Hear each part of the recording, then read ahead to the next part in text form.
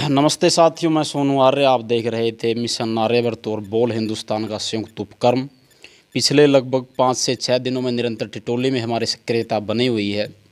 रोहतक आसपास का जो एरिया, इसको हम कवरेज करने में निरंतर हम यहाँ लगे हुए थे। किसान आंदोलन का प्रभाव भी हम निरंतर यहाँ देख रहे हैं और टोहाना के अंदर जो सारी चीज़ें चली वो भी आपने देखी। और इसके अलावा कोरोना का जो है हॉटस्पॉट ये टिटोली गांव रहा और लगभग 60 से ज़्यादा मौतें कोरोना के कारण जो है वहाँ हुई। अब परिस्थितियाँ बेहद सामान्य है और जीवन का जो स्तर है वो बेहद आला दर्जे का है। उसी चीज़ के ऊपर परिचर्चा करने के लिए हम निरंतर गाँव का सर्वे कर रहे थे, यहाँ घूम रहे थे। अभी आदरणीय पिता तुल्य हमारे बुजुर्ग दयानंद जी शास्त्री, जो कि बहुत लंबे समय से प्रतिदिन यज्ञ करते हैं। गांव की जो युवा पीढ़ी है, आपके द्वारा जो अनेकों बच्चों को संस्कार दिए जाते हैं। आप जो है वेद के भी मर्मज्ञ है, अनेकों को बड़े बड़े संस्थानों में जाकर के आपके प्रवचन होते हैं, आपके व्याख्यान होते हैं और बड़े प्रबुद्ध हैं आप।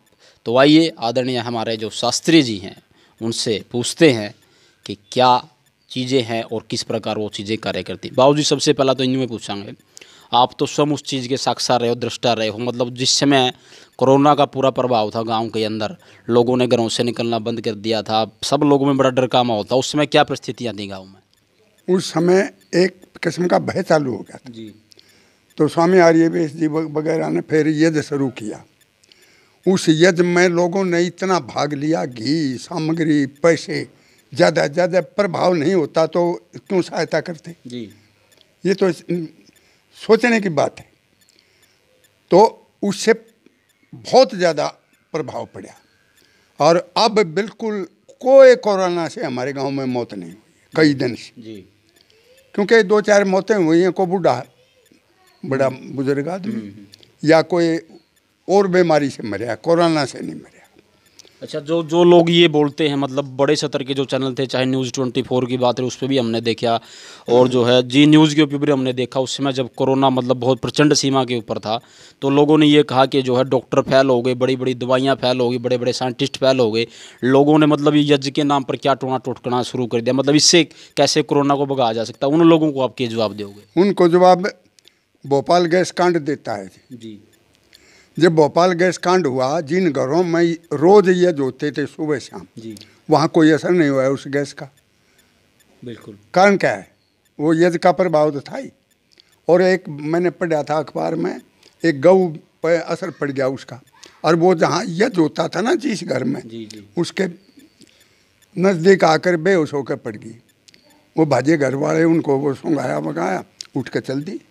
तो ये यज्ञ का प्रभाव है, किसका है? बिल्कुल। और अखबारों में भी आई थी ये बात। तो भाई जिन घरों में यज्ञ होते थे वहाँ उस गैस का कोई प्रभाव नहीं। जी। और ये तो मैंने स्वयं मातनेल में प्रैक्टिकल किया है। मातनेल 5 साल पढ़ा है मैंने। जी। तो वहाँ मैं मेरा बच्चों को सिखाता था, कुश्ती वगैरह रोज यज्ञ करते थे।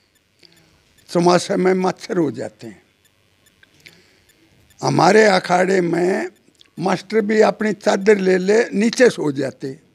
अगर जी यहाँ मच्छर नहीं है। मैं कहा यहाँ मच्छर कैसे मुझे, जब दोनों समय यज्ञ करते हैं। तो यज्ञ का तो इतना प्रभाव है। ये जो आधुनिक शिक्षा में पढ़े हुए हैं ना, चाहे वो डॉक्टर हों, चाहे वकील हों, चाहे साधारण आदमी हों, चाहे पत्रकार हों, उनको ये चीज़ सिखाई नहीं जाती। तो उनको बता कैसे विश्वास होगा भाई यज्ञ से भी कोई चीज़ होती है।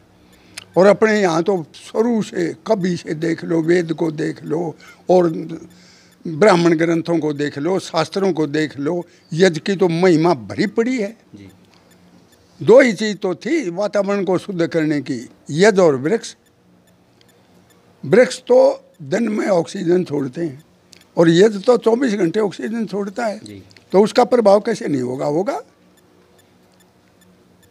अच्छा, आप तो स्वयं जो है मेरे ख्याल में जवानी से लेकर के अब तक निरंतर हर रोज़ आप यज्ञ करते हैं, गांव में पाठशाला आप चला रहे हैं, बहुत बड़े बड़े यज्ञों में आप स्वयं जाते हैं, आपने चीज़ों को देखा, उत्तम प्रकार की सामग्री को भी आपने देखा। तो थोड़ा सा दर्शकों को ये भी बताओ बाबू जी कि यज्ञ काम कैसे करता है, कैसे चीज़ें को शुद्ध करने में यज्ञ का महत्वपूर्ण स्थान है? देखो, यज्ञ में गऊ का घी तो सबसे श्रेष्ठ है। जी। और फिर जो सामग्री डाली जाती है ना, उसमें वो औषधियाँ डाली जाती हैं जो रोगों को दूर करती हैं। अब वैसे आप किसी औषधि को खाओ और उसकी भस्म बना के खाओ, वो ज़्यादा काम करेगी।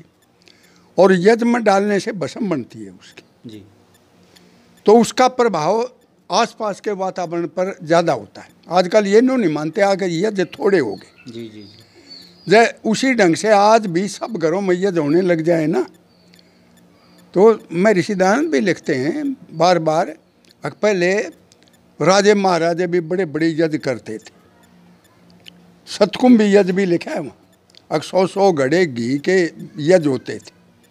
आज भी यदि वैसा हो जाए तो फिर वही वातावरण आ जाए जी। तो ये तो साइंटिफिक बात है जी। अगर जो बढ़िया औषधि यज्ञ में डाली जाएगी, आग उसको 1000 गुना करके बांटती है, इसलिए उसमें मिर्च आदि चीज़ें नहीं डाली जाती, वो सुगंधित पदार्थ डाले जाते हैं।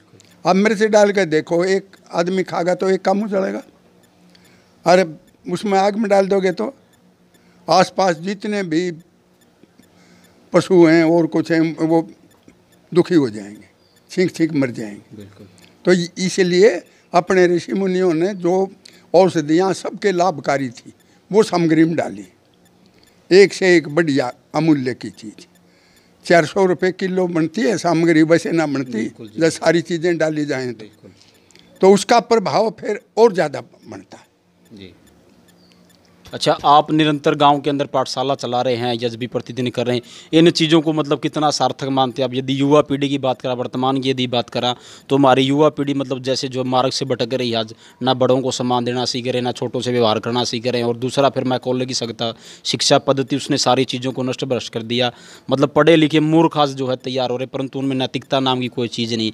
तो इन चीज़ों को आप कैसे सुधार सकते हो, कैसे समाज में परिवर्तन ला सकते हो? कारण है जी एक, अगर जो शिक्षा बच्चों को मिलनी चाहिए थी ना, जी, परिवार से, स्कूलों से, कॉलेजों से, यूनिवर्सिटियों से, वो मिल नहीं रही।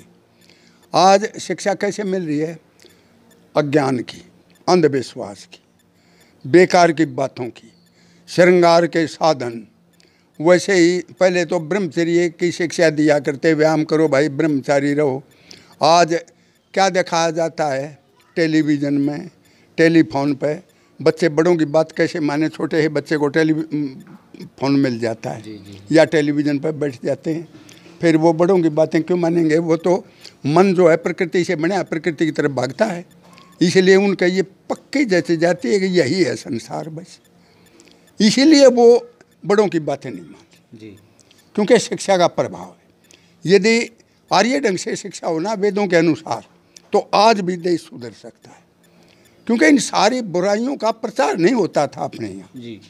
अब स्वामी जी ने से प्रसन्न किया, महाराज रामलीला हो रही है वहाँ, अरे मूर्खो, तेरे माता पिता का कोई सांग निकाले, क्या तू उसको सहन करेगा? और उस ढंग से निकाले जो कि गुप्त रूप से होता है, जो बुराइयाँ पीछे होती हैं, जैसे गृहस्थाश्रम है और बच्चे पैदा करते हैं सभी, और उनको यदि पर्दे पर दिखाया जाए तो बुरा प्रभाव पड़ेगा कि अच्छा पड़ेगा? आज यही हो रहा है कि सारा पर्दे पर दिखाया जाता है जितनी बुराई है संसार भर की। इसलिए चाहे वो बच्चे हों, चाहे जवान हों, चाहे वो पढ़े लिखे हों, पढ़े लिखे क्या डाकू नहीं है? दूसरी बात, जो मूल चीज़ थी आत्मा और परमात्मा यानी आध्यात्मिक विद्या, वो खत्म हो चुकी है। आज सिर्फ भौतिक विद्या है। भौतिक विद्या तो शरीर के सुख के लिए है, और वो भी थोड़ी सी देर के लिए, ना तो फिर तनाव में, फिर नशा करते हैं लोग, फिर दुखी हो गए फिर नशा करते हैं, लेकिन वो चीज़ों को समझते नहीं, क्योंकि आध्यात्मिक विद्या बचपन से दी जाए ना, तब जा कर के बात बनेगी, वैसे नहीं बनेगी। और ये हमारे यहाँ एक भजनी आया करते, वीरेंद्र जी वीर, यूपी के थे। जब ये सेकुलर स्टेट बनाई ना, ये सेकुलर का अर्थ ही नहीं समझ रहे, मत है सेकुलर का अर्थ जी। ये धर्म लगाते बिल्कुल, और राज धर्म तो कभी से चला है, राज के साथ तो धर्म लगा हुआ है। राजनीति अलग चीज़ है, राज धर्म अलग चीज़ है। लेकिन इस चीज़ को आज की पीढ़ी, चाहे वो भारतीय जनता पार्टी हो, चाहे कांग्रेस हो, चाहे और कोई सी पार्टी आ जाओ, क्योंकि सेकुलर स्टेट है भाई, सबको छुट्टी है अपने मत का प्रचार करने की, फिर वो कैसे सुधार होगा बताओ। अब अपने मतांतर चल पड़े। जाति एक मानी जाती है, समान परस्वात्मकता जाति, आकृति गणना जाति कि जिनकी एक आकृति हो वो एक जाति है। अब मनुष्य जाति तो एक है जी। और कितनी जातियां बना दी, हजारों, कुछ तो गिन भी नहीं पा रहे, इतनी जातियां हैं। बिल्कुल। अब हमारी मनुष्य जाति है मान लो, तो हम मनुष्य की भलाई के लिए कम करेंगे ना। अब जाति बना दी, कुम्हार, जाट, ब्राह्मण, नाई, तेली, वो अपने ढंग से वर्गों में बट जाते हैं। फिर आप अपना भला चाहेंगे, वो मनुष्य जाति का भला क्यों चाहेंगे जी। क्योंकि ये शिक्षा जो है ना सारी विपरीत है और इसका प्रभाव सब पर पड़ता है जी। और छोटे बच्चे पर तो बहुत जल्दी पड़ता है। जी जी। अच्छा, एक बात बाबूजी, अधिकतर लोगों की मौतें जो हुई, सबसे बड़ी समस्या जो रही वो ऑक्सीजन की कमी रही। हाँ, इसमें कोई शक कहीं भी मतलब किसी बड़े से बड़े अस्पताल में चले गए, सरकारी अस्पतालों का तो हाल बहुत भयंकर रहा। लोगों ने जो चीज़ मतलब 2,000 रुपये में उपलब्ध होनी चाहिए थी, लोगों ने अपनी स्वार्थ पूर्ति के लिए 20-20 हज़ार, 50-50 हज़ार में उस चीज़ों को बेचा। ब्लैक मनी हुई, काला बाजारी की गई ऑक्सीजन की। उन चीज़ों को देखते हुए मतलब आज आपके अपने गाँव में जो है ऑक्सीजन कंसंट्रेशन की मशीनें आई हुई हैं, स्वामी इंद्रवेश विद्यापीठ आश्रम। तो इस चीज़ को मतलब इस कदम को आप कितना सार्थक मानते हो, कितना ज़रूरी है? ये तो बहुत ज़रूरी है जी। जी। लेकिन लोग समझें जब ना, प्रचार किया जाए। दूसरी बात, ऑक्सीजन प्राणायाम से मिलती है। अब स्वामी रामदेव जी से किसी ने पूछा, महाराज आप ऑक्सीजन से या प्राणायाम से रोग कैसे ठीक करते हो? स्वामी जी का उत्तर था कि आप अंतिम अवस्था में क्या करते हो, जब रोग अंतिम अवस्था में चला जाता है उस समय आपका क्या इलाज होता है? आप ऑक्सीजन देते हैं। जी। बोले हम पहले ही दे लेते हैं। जब पहले ही ऑक्सीजन हमारे उसमें फेफड़ों में हर चीज़ में है हाजिर, तो वहाँ रोग करेगा क्या? तो ऑक्सीजन इतनी ज़रूरी है जी, चाहे वो कृत्रिम हो और चाहे अपनी स्वाभाविक हो।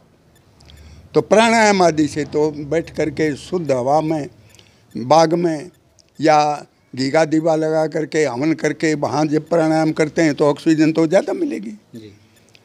इन चीज़ों का प्रचार बहुत कम है। एक आर्य समाज को छोड़कर कोई संस्था नहीं कर रही। जी। यही तो गड़बड़ है। अब एक आप प्रचार कर रहे हो और 100 आपके विपरीत कर रहे हैं, किसका प्रभाव पड़ेगा? उन 100 का पड़ेगा। उसमें तो कोई संदेह है नहीं। तो हमारा प्रचार कम हो गया जी। ये है कारण। अच्छा, आपने कहा कि जो है गाँव आर्य समाज जी रहा, वास्तविकता में शुरू से आर्य समाज की मतलब पीढ़ी दर पीढ़ी चीज़ें चलती आ रही। तो आर्य समाज की भूमिका गाँव में कितनी महत्वपूर्ण मानते हो आप? देखो, पहले थी हमारे गांव में, हमारी उम्र में सांग नहीं देखा हम। गंदा गाना गाती हुई लड़कियां या बहु में डरा करती, अग बूढ़े बैठे हैं जी। वो प्रभाव था। आज वो प्रभाव खत्म हो चुका है क्योंकि ज़्यादा प्रभाव टेलीविज़न का, इन चीज़ों का, भौतिकवाद का ज़्यादा आ गया। इसीलिए तो जवान तबका भटक रहा है जी। ये कारण है, और कारण कोई नहीं है। आज भी यदि ठीक ढंग से सरकार सोच ले, अब कितने गंदे दृश्य आते हैं टेलीविज़न पर, उसमें अब नंगी तस्वीरें जो बच्चे देखेंगे, सच बताओ वो ब्रह्मचारी रह जाएंगे। नहीं, हम सवाल ही पैदा नहीं होता जी। कारण ये है। तो गवर्नमेंट को समझना पड़ेगा। गवर्नमेंट की बहुत बड़ी भूमिका होती है। जब अच्छे आदमी आगे जाएंगे, इनको समझाएंगे। अब बस आप अपनी पार्टी के पीछे पड़े हैं जी। देश की चिंता है नहीं लोगों को। कारण तो ये है। दूसरा, जब इलेक्शन होते हैं वहाँ धन का इतना बुरे ढंग से प्रयोग होता है, शराब चाहे पता नहीं जो मांगता है वही मिलता है। भाई मेरी राय देना, इससे देश सुधरता है कि बिगड़ता है? बिगड़ता है देश। तो ये बहुत ज़्यादा कारण है देश को बिगाड़ने के लिए। तो मैं तो यही कहा करूं, मैं ऋषिदानंद के शब्दों में, भाई देश का सुधार चाहते हो तो आर्य समाज के साथ मिलो। बिल्कुल। तो साथियों, आप थे आदरणीय दयानंद शास्त्री जी, उनको सुन रहे थे आप। और उनके एक एक शब्द में जो है कितनी वास्तविकता थी, कितनी प्योरिटी थी, ये स्वयं आप आकलन यहाँ से कर सकते हैं। जितनी देर तक आप उनसे बात करेंगे उतना ज़्यादा जो है चीज़ों को खोल करके आपके सामने निरंतर वो देते जाएंगे। अभी समय का थोड़ा सा अभाव, परंतु बाबूजी के पास समय लेने के लिए दोबारा हम उपस्थित होंगे और फिर दोबारा बैठ करके बड़े आराम से विस्तृत चर्चा करेंगे। चीज़ों को बहुत अच्छी तरीके से समझाते हैं और देसी तरीके से समझाते हैं, ये आपकी बहुत बड़ी विशेषता है। आपका स्वाध्याय बड़ा व्यापक है और अनेकों संस्थाओं में आप जाते रहते, अनुभव बहुत ज़्यादा है। तो इतनी सारी चीज़ें आपने इकट्ठी कर रखी, जितना ज़्यादा आप बांटेंगे उतना ज़्यादा चीज़ों का प्रचार प्रसार होगा। परंतु बाबूजी का कहना साफ यही है कि आर्य समाज एक ऐसा संगठन है जो वर्तमान में समाज की भी, युवाओं की दिशा को बदल सकता है और इतना सामर्थ्य भी रखता है। तो इसलिए आप आर्य समाज से अवश्य जुड़े, ताकि मानसिक स्तर पर, बौद्धिक स्तर पर और सामाजिक स्तर पर भी आप सबका विकास हो। देखते रहिए बोल हिंदुस्तान में। सोनू आर्य फिलहाल अभी टिटोली से अपने साथी मनीष आर्य जी के साथ। धन्यवाद आप सबका।